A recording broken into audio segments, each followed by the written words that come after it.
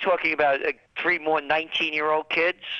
A 19-year-old kid and a 20-something-year-old kid closed down 100 square miles around Boston.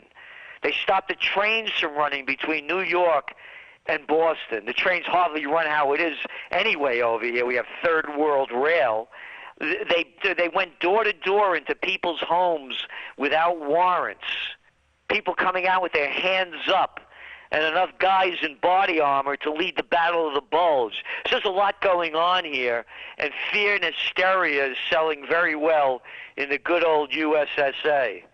And then the other thing, think about this. Think about England and Ireland during the days of the IRA. When a bomb went off, they didn't close down the whole country. So you think this is an overreaction when they... An overreaction? They had 9,000 troops. They closed down 100 square miles. And here's the fact. They didn't get the kid. The reason they found the kid was after they lifted, they called it shelter in place. You're not allowed to leave your home. After they lifted the shelter in place at 6 p.m.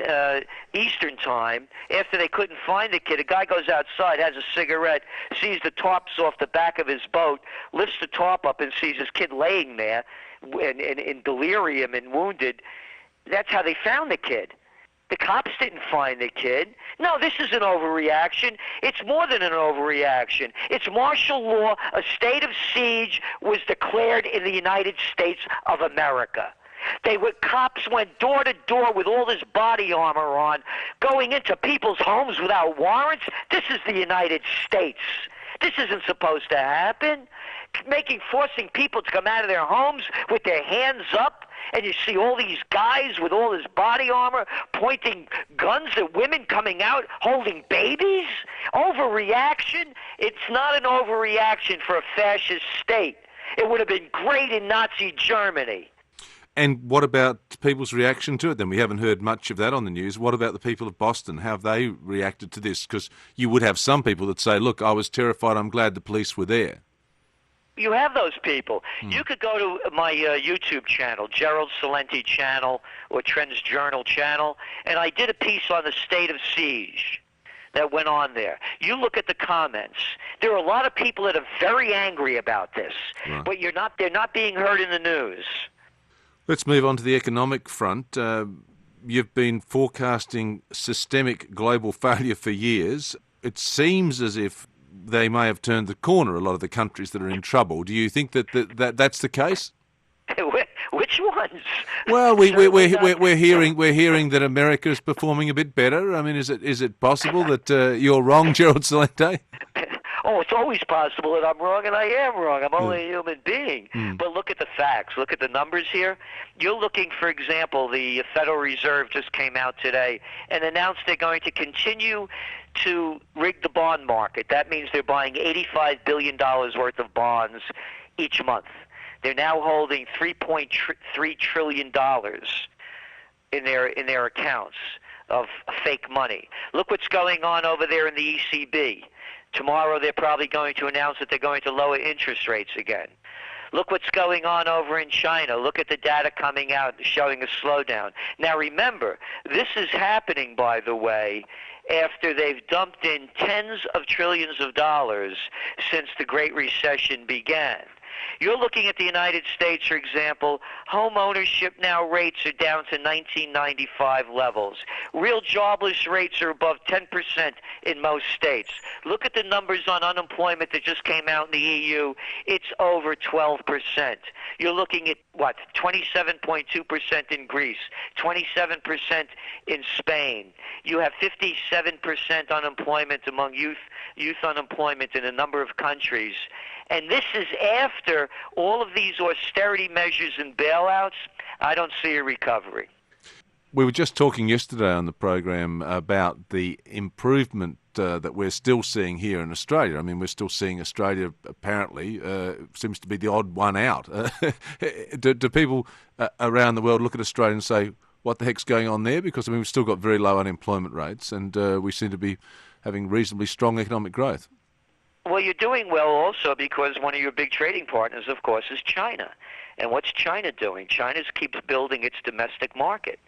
But then you look at, for example, you look at commodity prices, how they're sinking on, whether it's copper, iron ore, etc. So there's going to be a blowback on that. But of all the nations that are going to do the best, we would say China, being that they're redeveloping their economy to build more of a domestic economy, that's going to be positive for resource exporting countries.